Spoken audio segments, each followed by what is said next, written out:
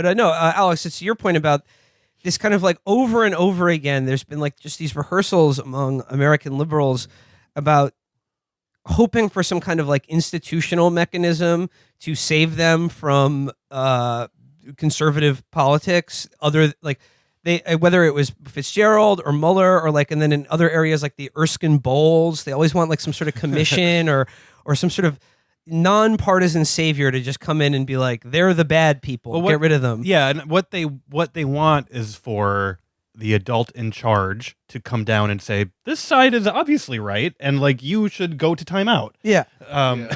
Like that's it. Like, and it's also it's like it's an allergy to doing politics. It's an allergy. Yeah. It's an allergy to trying to win power, and then when you have power, and an allergy to using it. I mean, well, you can't accept that he won, or that he can only be defeated through politics, without admitting that he also was put in power by politics. Yeah. Specifically your politics and the failure of your politics. So you can't sell people on, let's do my politics again to unseat him.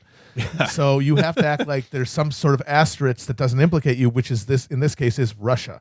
Right. And that provides the excuse to be like, you can still try my horseshit that lost to this. Because if he was just the world's most corrupt and comically oafish guy ever, which he was, a guy with just a trail of bankruptcies and criminality and obvious fraud, and he walks up to the fucking podium for one of the debates with Clinton, and like paper towel rolls that he stole from the bathroom are falling out of his fucking sleeves, and then he still wins.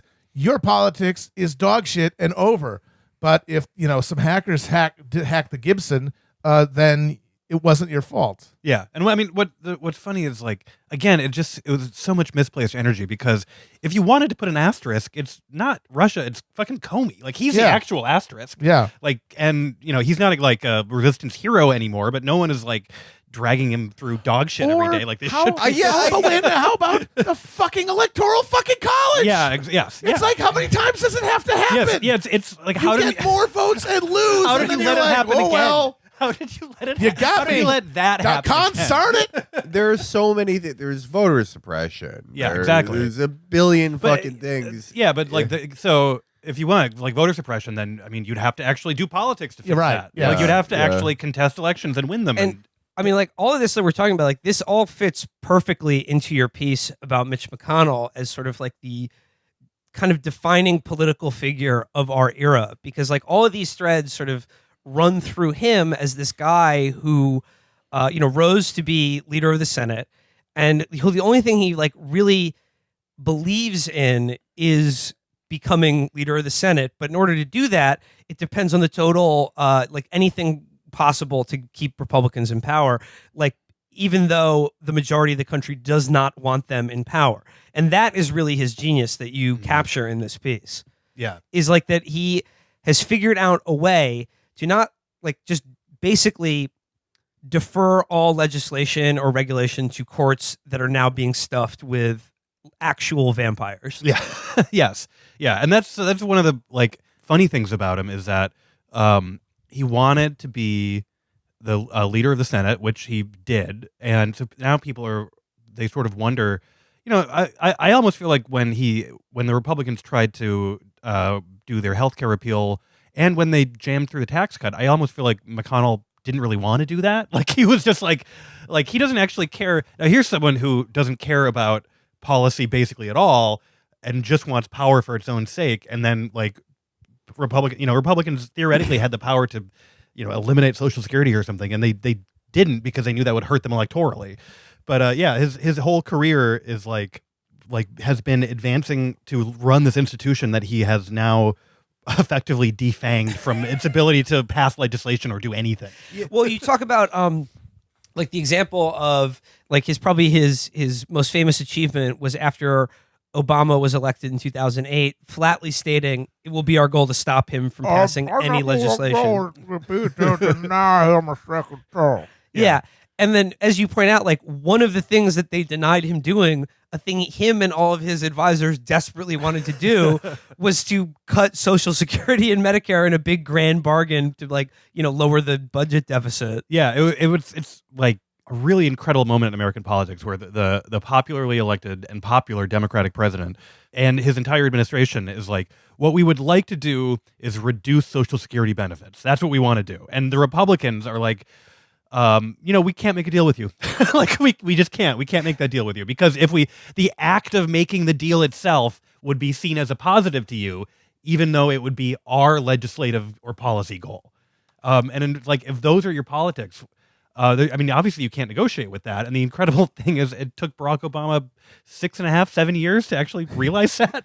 Against all odds and common sense and hope for a decent future, Obama and McCain sort of came together at the same time to make sure nothing would ever get better ever in this Dust off country. hands. Yeah, and you're right at the end here says McConnell has built a GOP machine that is as immune as it can be to the ballot box because he is smart enough to know that Republicans cannot, as currently constituted, win fair elections often enough to retain power.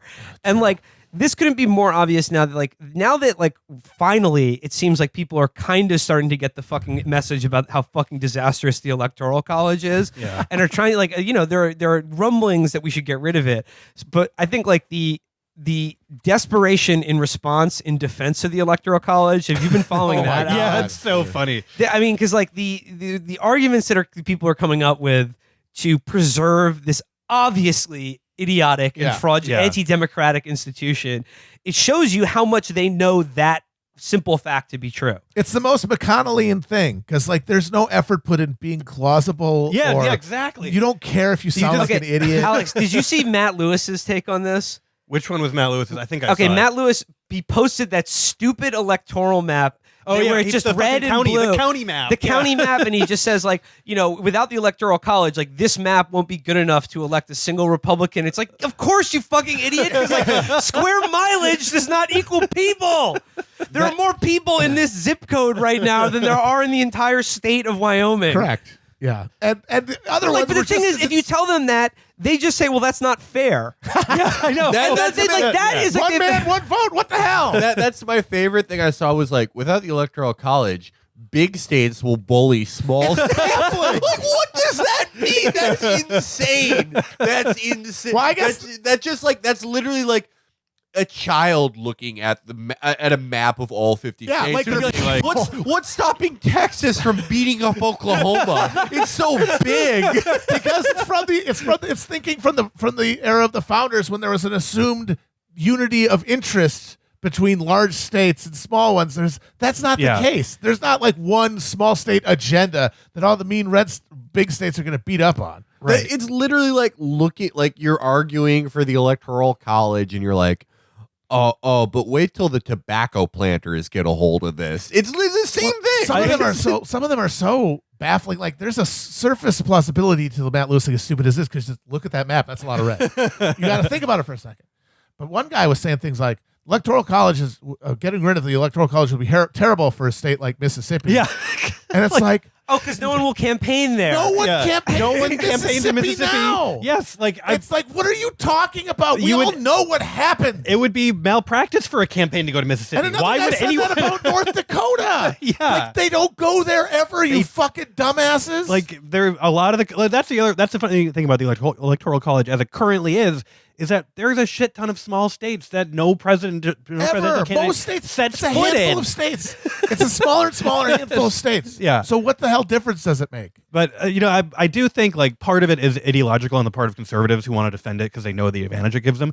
I think a lot of it, and I've come to realize this about a lot of really dumbass things centrists believe, they just don't want to let go of really stupid myths they learned in high school about America. Yeah. And it's really just they haven't read any critique of American history. All they have is their high school textbook level understanding of American history. They haven't even gotten to AJ Soprano's level where he's exactly. with 50 men, we could subjugate them. With 50 men, we could subjugate them. Subjugate. And make them do whatever we want. That doesn't sound like a slave trader to you? They have not even reached AJ Soprano level. And they're still on they're on high school textbook, high school civics, and they just think Like, and so in all their arguments just like can't escape that box of like, well, I was told as a child that the founders invented the Electoral College and it's good because it forces small states to, and they're just repeating half. No, that's, remembered. yeah. The idea is that you can't really admit that the whole project was just this slapdash idiot festival by a bunch of guys with tertiary syphilis and lead poisoning, right? Which is what it was. Who like didn't even agree on it. It was like, this is the thing that like the compromise they were forced into. And that's the thing. It's like they were compromised positions, which means if conditions change, you can maybe get a better compromise. Yeah, you can better a more reasonable accommodation because times are different. But no, these ideas are not compromises. They're all ideas that had to be invented. They were invented on their, like the Electoral College was invented as a way to get these guys to agree. Yeah. It wasn't like somebody had a eureka moment where they woke up and said, aha, the Electoral College. And then everyone told everybody and they were like, my God, you're a genius. And like anyone who's making a plea to the founders' intention on this, like should also then want the Electoral College to be made up of a bunch of people who like go sit down and debate who they themselves want to be president. Then they say that if you want to talk about intent, the way they intended it is there wouldn't be any voting. There'd be president. There would be an Electoral College that voted. Yeah. And so, like the state legislators would appoint the electors, but right? they would elect the electors. But there would be no compulsion to vote for a candidate. There would be no compulsion to vote for a candidate. It would be like you don't send them off, and they would come back with a guy, and that'd be president, and you had no say in it. Yes, you had a say in who you could elect to your state legislature. I think, but there was no candidate that anyone was bound to vote for on Electoral College. In the Electoral College. We should do the next election that way just to see what happens. Like, just to see what happens. I want to do the next election that way. Jeff Dunham. It would probably be like dead John McCain. Imagine who like the New York State Legislature would send to the Electoral College to like and be like, go vote for whoever you want. They would dig up John McCain and make him president. I swear to God. Just go vote for whoever. Yeah, just tell us when you pick a president. We'll just be waiting.